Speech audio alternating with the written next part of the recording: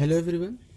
Today we are going to study the new topic that is neutron. You know, neutron is the third subatomic particle which is present in the atom. In 1932, James Chadwick. In 1932, James Chadwick जी ने इसकी discovered another subatomic particle which had no charge. इसके ऊपर ना ही कोई charge था and a mass nearly equal to that of proton. कह रहे हैं कि 1932 में जेम्स चैडविक जी ने डिस्कवरी की another sub atomic particles which had no charge, जिसके पास कोई चार्ज नहीं था, and a mass nearly equal to that of the proton, और उसका जो मास था वो नियरली प्रोटॉन के मास के बराबर हुआ करता था. It was eventually named as neutron, और इसका नाम क्या रखा गया? न्यूट्रॉन रखा गया. इसको उन्होंने जो नेम दिया वो न्यूट्रॉन. क्या neutrons are present in the nucleus of the all atom. क्या जितने भी एटम होते हैं इनके जो न्यूक्लियस होता है उसके अंदर न्यूट्रॉन प्रेजेंट होता है, एक्सेप्ट हाइड्रोजन में ये प्रेजेंट नहीं होता, इसलिए हाइड्रोजन का मास भी 1 होता है और एटॉमिक नंबर भी 1 होता है ना.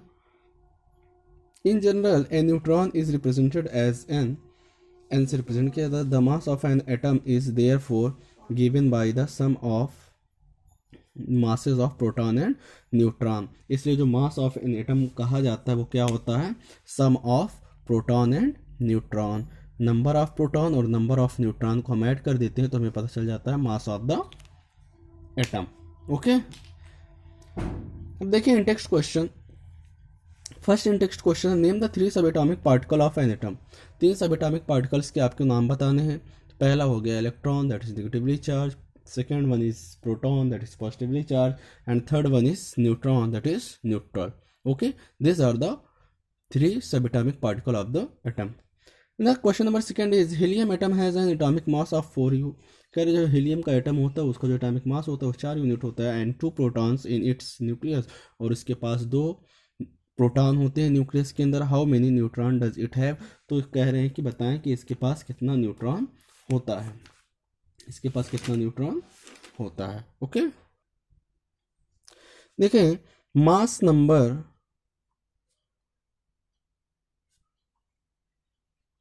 Is equal to number of proton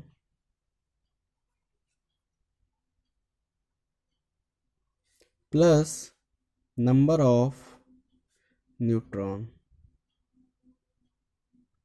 mass number को हम ए से रिप्रेजेंट करते हैं. A is equal to number of proton plus number of neutron.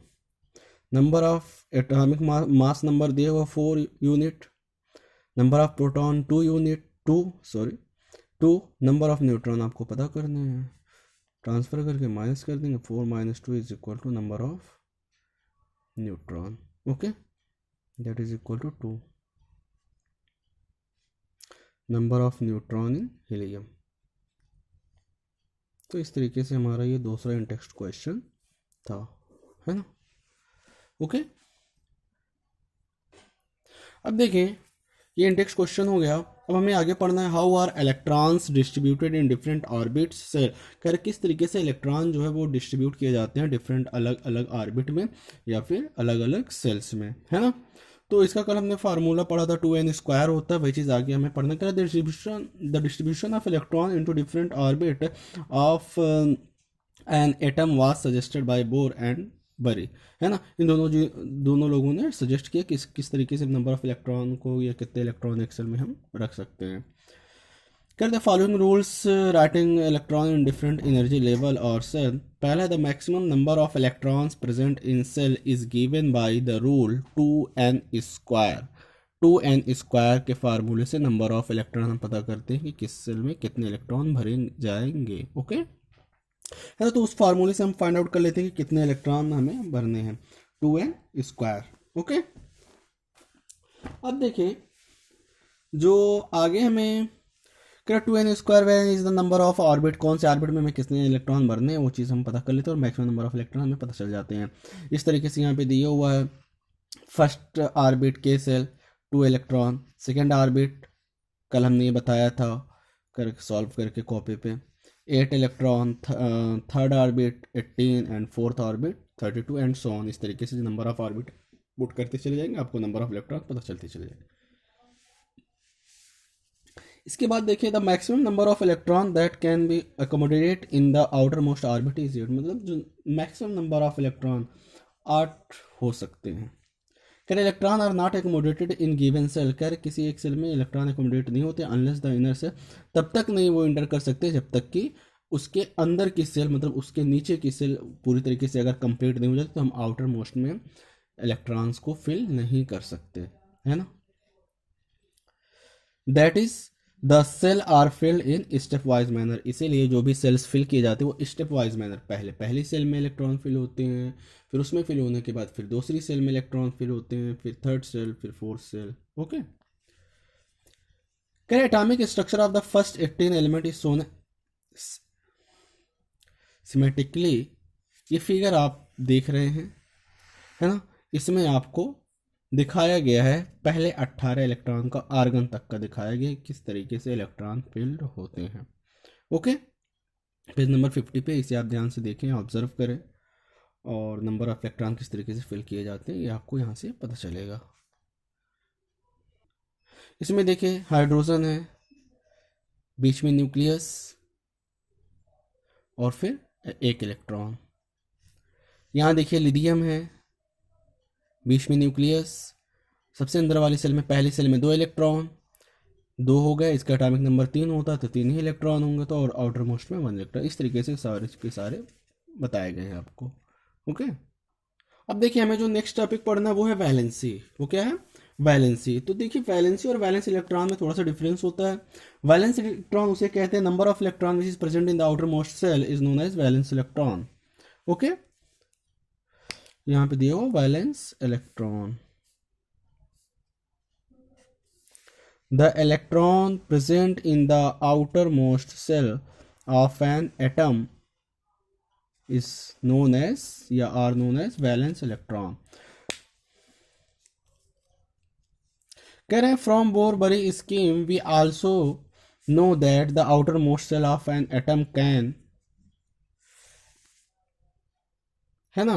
कह रहे कि बोर और बरी जी ने जो स्कीम बताई, हमें जो तरीका बताया 2 इन स्क्वायर वाला, उससे हम ये पता कर सकते हैं कि accommodate a maximum of 8 electron, जो 8 इलेक्ट्रॉन हो सकते हैं। It was observe that the atom of elements completely filled with electron in the outer most shell so little chemical activity.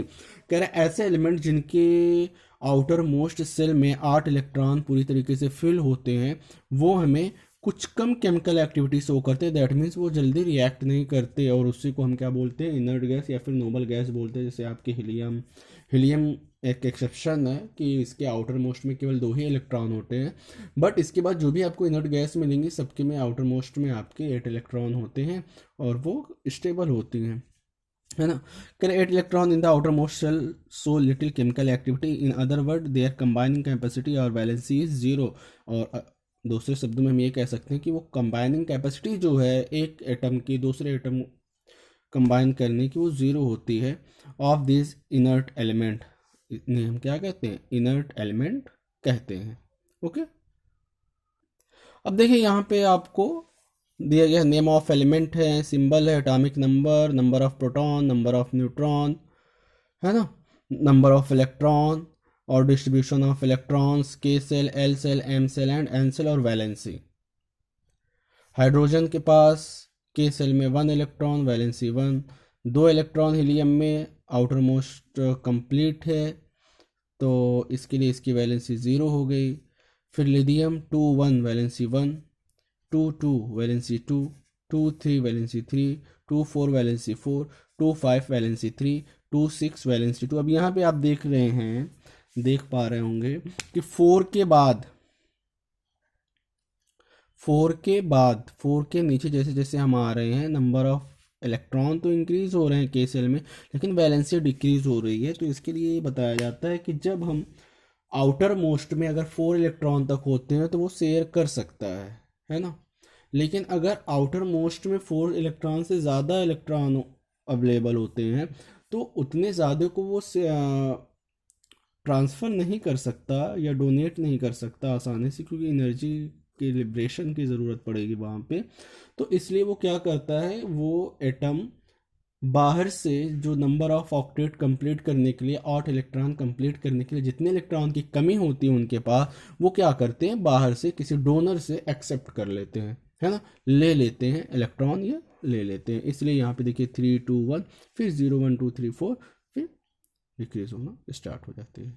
Okay, तो देखें यहाँ पे वैलेंस इलेक्ट्रॉन और वैलेंसी आपको समझ में आया होगा। Number of electron which is present in the outer most orbit is known as valence electron, and the number of electron required to complete the octet fulfil the outer most shell is known as valency. अब वो valency complete करने के लिए वो atom क्या कर सकता है, इलेक्ट्रॉन डोनेट भी कर सकता है, इलेक्ट्रॉन एक्सेप्ट भी कर सकता है, एंड इलेक्ट्रॉन शेयर भी कर सकता है।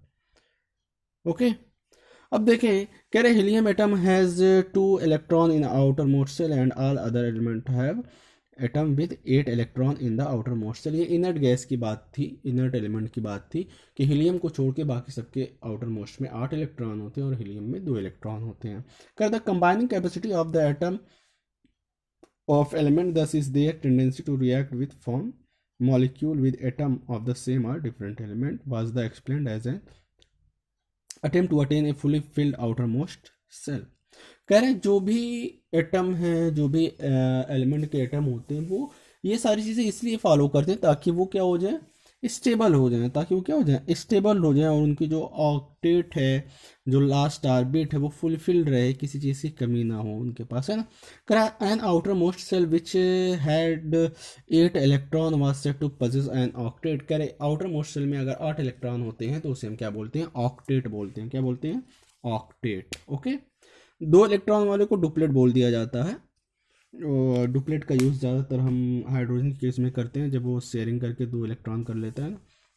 कर atom would thus react so to achieve an octet in the outer most shell, this was done by sharing, getting, gaining और लूजिंग इलेक्ट्रॉन। कह रहे ये चीज़ हो सकती है चाहे वो शेयर करके इलेक्ट्रॉन को, शेयरिंग, गेनिंग और लूजिंग, या फिर ट्रांसफर करके इलेक्ट्रॉन को। The number of electron gained, loss और share so as to make octet of electron in the outer most shell gives us directly the combining capacity of element. Combining capacity of element बता देता है कि कितने element से combine हो सकता है, दैट इज वैलेंसी। उसी को हम क्या कहते हैं, वैलेंसी कहते हैं, है ना। देखो जो कंबाइनिंग कैपेसिटी होती है उसी को हम क्या बोलते हैं, वैलेंसी बोलते हैं। Valency discuss in the previous, कह रहा वैलेंसी को हम प्रीवियस चैप्टर में पढ़ चुके हैं। For example hydrogen, lithium, sodium atom contain 1 electron each in their outer most shell. कह रहे ये जो है इनके पास 1 इलेक्ट्रॉन होता है आउटर मोस्ट सेल में, इसलिए इसकी वैलेंसी 1 है। और ये क्या करते हैं, 1 इलेक्ट्रॉन को आसानी से लूज कर देते हैं। So they are said to have valency of 1, इसलिए इन्हें क्या आ जाता है कि इनकी वैलेंसी 1 है। कैन यू कह रहे क्या आप कह सकते हैं कि वैलेंसी ऑफ मैग्नीशियम और एल्यूमिनियम क्या होगी, तो मैग्नीशियम का एटॉमिक नंबर 12 होता है, इसके लास्ट सेल में 2 इलेक्ट्रॉन होते हैं, पहले में 2, दूसरे में 8, 2 8 10, और बचा कितना, 2 इलेक्ट्रॉन बचे, तो 2 आउटर मोस्ट में होता है, वो 2 इलेक्ट्रॉन को लूज कर देता है। सेम इसी तरीके से एल्यूमिनियम का होता है। देखें सेम इसी तरीके से एल्युमिनियम का है। एल्युमिनियम के पास होते हैं 13 इलेक्ट्रॉन, है ना। एल्युमिनियम के पास होता है 13 इलेक्ट्रॉन होते हैं। 13 इलेक्ट्रॉन को पहले सेल में 2 इलेक्ट्रॉन, दूसरे सेल में 8 इलेक्ट्रॉन, और तीसरे में बचा 2 इलेक्ट्रॉन। तो भाई ये दो तो कंप्लीट हो गई, ये दोनों कंप्लीट है, ये इनकम्प्लीट है। और जब ये इनकम्प्लीट है तो ये क्या करेगा, इन दो को क्या कर देगा, डोनेट कर देगा या लूज कर देगा अपनी ऑक्टेट कंप्लीट करने के लिए, और ये क्या हो जाएगा, स्टेबल। क्या हो जाएगा, स्टेबल हो जाएगा। इसी तरीके से आपका मैग्नीशियम था, मैग्नीशियम के पास 12 इलेक्ट्रॉन, 12 है तो 2 8 2 का पेयर बनेगा, 2 इलेक्ट्रॉन आउटर मोस्ट में, सॉरी एल्युमिनियम का 13 था, यहाँ 3 इलेक्ट्रॉन है, हमने मैग्नीशियम को वहाँ पे लिख दिया था गलती से। और तो यहाँ पे 2 इलेक्ट्रॉन है, तो 2 इलेक्ट्रॉन ये आसानी से क्या कर देगा, लूज कर देगा। उसके बाद ये हो गया स्टेबल। स्टेबल होने के पीछे लॉजिक यही होता है कि वो अपने नियरेस्ट जो इनर्ट गैस होती है, इनर्ट एलिमेंट होता है, उसकी वैलेंसी अटेन करना चाहते हैं, उसका इलेक्ट्रॉनिक कॉन्फ़िगरेशन अटेन करना चाहते हैं। अब देखिए इसका एटॉमिक कॉन्फ़िगरेशन क्या बचा, ये 2 इलेक्ट्रॉन लॉस करने के बाद 2 और 8, और आप जानते हैं 2 और 8 किसका एटॉमिक इलेक्ट्रॉनिक कॉन्फ़िगरेशन है, नियॉन का, है ना। नियॉन का इलेक्ट्रॉनिक कॉन्फ़िगरेशन होता है 2 और 8। सेम इसी तरीके से यहाँ पे भी है 2 8 यहाँ पे भी है, तो ये भी नियॉन का हो गया। तो नियॉन क्या है, इनर्ट एलिमेंट है, तो ये दोनों के दोनों क्या कर लेते हैं, उसकी इलेक्ट्रॉनिक कॉन्फ़िगरेशन अचीव कर लेते हैं और ये स्टेबल हो जाते हैं। ओके, कह रहे हैं two is respectively because magnesium outer most shell if the number of electron in the outer most shell of an atom is close to its full capacity. अब देखिए यहाँ पे वही चीज़ें कह रहे हैं कि कब हम माइनस करेंगे, कब ऐड करेंगे, क्या करेंगे। कह रहे हैं जब क्लोज ऑफ फुल कैपेसिटी के दिन valency is determine in the different way. For example fluorine has 7 electron. कह रहे फ्लोरीन के आउटर मोस्ट में 7 इलेक्ट्रॉन होते हैं और वो 7 इलेक्ट्रॉन लूज नहीं कर सकता, है ना। वैलेंसी तो 7 हो सकती है, लेकिन ये इससे ज़्यादा आसान है कि वो क्या करे, 2 इलेक्ट्रॉन को वो अचीव कर ले, 2 इलेक्ट्रॉन को गेन कर ले। जब 2 इलेक्ट्रॉन को गेन करेगा तो 7 पहले से अवेलेबल हैं, 7 और 2 9 हो जाएंगे, और 9 सॉरी 7 और 2 इलेक्ट्रॉन नहीं वो अचीव करेगा, 1 इलेक्ट्रॉन अचीव करेगा। 7 और 1 क्या हो जाएंगे, 8, और 8 जब 8 इलेक्ट्रॉन हो जाएंगे दैट मीन्स ऑक्टेट कंप्लीट हो गई। जब ऑक्टेट कंप्लीट हो जाएगी तो फिर वो नियॉन की इलेक्ट्रॉनिक कॉन्फ़िगरेशन गेन कर लेगा, अचीव कर लेगा, और वो स्टेबल हो जाएगा। इसलिए फ्लोरीन की क्या होती है, 1 होती है वैलेंसी, है ना। फ्लोरीन की वैलेंसी। अब देखें फ्लोरीन के लिए ये आसान है कि वो 1 इलेक्ट्रॉन आसानी से गेन कर ले, क्योंकि अगर वो 7 इलेक्ट्रॉन लॉस करने की कोशिश करेगा उसे 7 इलेक्ट्रॉन लॉस करने पड़ेंगे। Hence its valency is determined by subtracting 7 electron from octet. और इसलिए हम क्या करते हैं, वैलेंसी ऑपरेट करने के लिए 7 इलेक्ट्रॉन को हम माइनस कर देते हैं ऑक्टेट में से। ऑक्टेट में 8 इलेक्ट्रॉन होते हैं, 8 - 7 that is equal to 1 from the octet, and this give you valency of 1 fluorine for fluorine. और इससे हमें पता चल जाता है कि फ्लोरीन की वैलेंसी 1 है। इसी तरीके से जो भी है जिनके number of electron outer most orbit में 4 से ज़्यादा होते हैं उसमें हम यही करते हैं, 8 में से उनको माइनस कर देते हैं, हमें नंबर ऑफ इलेक्ट्रॉन पता चल जाते हैं कि कितने इलेक्ट्रॉन इसे चाहिए, कितने इलेक्ट्रॉन ये गेन करेगा अपनी ऑक्टेट कंप्लीट करने के लिए, तो वो उसकी वैलेंसी हो जाती है। ठीक है, करे फॉर ऑक्सीजन कैन वैलेंसी, कह रहे what is the valency of oxygen. अब valency of oxygen atomic number 8 होता है, तो 2 और 6 होगा इसका इलेक्ट्रॉनिक कॉन्फ़िगरेशन। तो इसके आउटर मोस्ट में 2 इलेक्ट्रॉन की कमी है, तो ये 2 इलेक्ट्रॉन एक्सेप्ट कर लेगा, इसलिए इसका जो वैलेंसी होती है वो 2 होती है। Therefore an atom of each element has a definite combining capacity called its valency. कह रहे जो डिफिनिट कंबाइनिंग कैपेसिटी होती है किसी एटम के एलिमेंट के, उसी को हम क्या कहते हैं, वैलेंसी कहते हैं। Valency of the first 18 element it is given last. कह रहा है वैलेंसी जो है पिछले टेबल में आपने पढ़ रखा है। अब देख कह रहे हैं कि how will you find the valency of chlorine, sulphur and magnesium. कह रहे किस तरीके से आप क्लोरीन, सल्फर और मैग्नीशियम की वैलेंसी पता करेंगे। तो सबसे पहले हमें एटॉमिक नंबर पता होना चाहिए। एटॉमिक नंबर क्लोरीन का 17 होता है। तो देखिए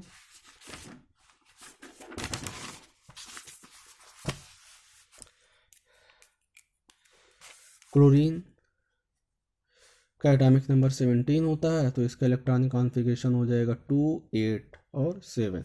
ये इलेक्ट्रॉनिक कॉन्फ़िगरेशन हुआ। लास्ट सेल में आ रहे हैं 7 इलेक्ट्रॉन, तो हम क्या करेंगे 8 - 7 करेंगे तो आपको पता चल जाएगा 1।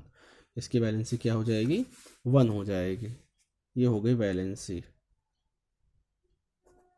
है ना, ये हो गई वैलेंसी। इसी तरीके से आप इसका भी निकाल लीजिएगा, मैग्नीशियम को और सल्फर का। Okay, thanks for watching the video. Please subscribe my channel and like the video. Okay, thanks all of you.